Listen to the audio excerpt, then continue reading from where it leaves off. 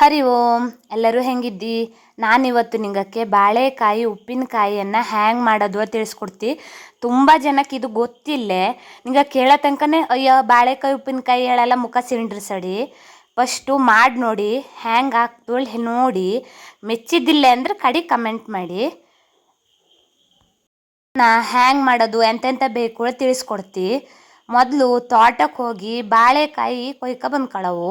ನಾನಿಲ್ಲಿ ಶಾನ್ ಬಾಳೆಕೊನೆ ತಗಂಜಿ ಎಂತಕ್ಕೆ ಅಂದರೆ ಇದು ಬೆಗ್ನೆ ಬೇತು ಮತ್ತು ಪದಾರ್ಥಕ್ಕೆ ಇದು ರಾಶಿನೇ ರುಚಿ ಆಗ್ತು ಹೇಳಿ.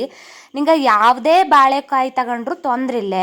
ಇಲ್ಲಿ 2 ತೋರಿಸ್ತಾ ಇದ್ದಿ, ಆದರೆ ನಾನು ತಗೊಂಡಿದ್ದು ಒಂದೇಯ. ಎಂತ ಕೇಳು ಹೇಳ್ತಿ. ಬಾಳೆಕಾಯಿ ಉಪ್ಪಿನಕಾಯಿ ಒಂದೇ ದಿನ ಇಡಲ್ ಬತ್ತು, ಫ್ರಿಜ್ಜಲ್ಲಿ ಇಟ್ಕೊಂಡ್ರೆ 2 ದಿನ ಬತ್ತಾನ ಅಷ್ಟೇಯ.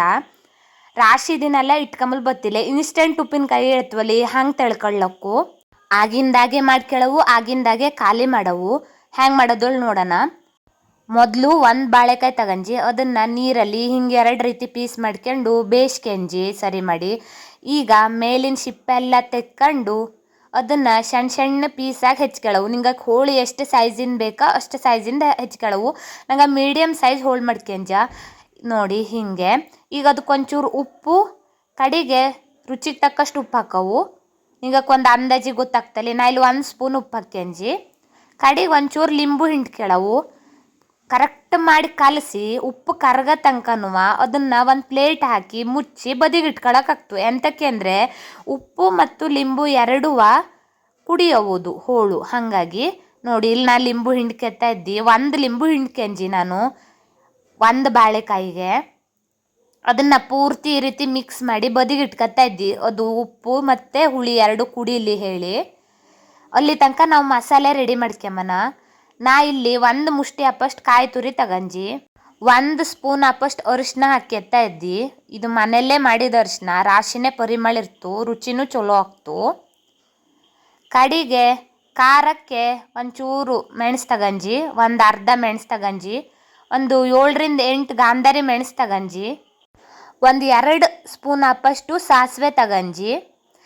ಈ ಉಪ್ಪಿನಕಾಯಿಗೆ ರುಚಿ ಕೊಡೋದು ಈ ನಾವು ಮಾಡ್ತಾ ಇದ್ವಲ್ಲಿ ಈ ಮಸಾಲೆನೇ. ಹಾಗಾಗಿ ಸರಿ ಮಾಡಿ ನೋಡ್ಕೊಳ್ಳಿ. ಇದನ್ನು ಸರಿ ಪ್ರಮಾಣದಲ್ಲಿ ಹಾಕಿ ಮಿಕ್ಸ್ ಮಾಡಿದ್ರೆ ಉಪ್ಪಿನಕಾಯಿ ರಾಶಿನೇ ರುಚಿ ಆಗ್ತು.